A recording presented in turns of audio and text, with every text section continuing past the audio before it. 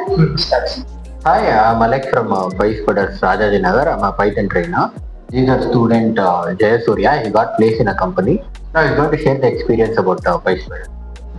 So I had a very good experience in manual and automation testing, where I joined QSpider in PySpider in the month of February.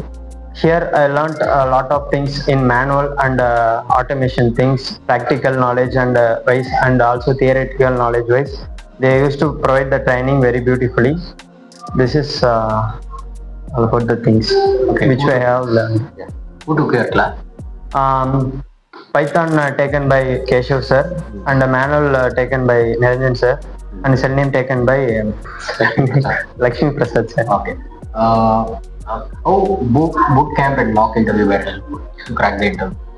So in boot camp, where we need to while coming to the things, apart from the practical things, we need to speak English beautifully. When it comes to the communication skill, they used to like calculate yourself based on communication skill in interview.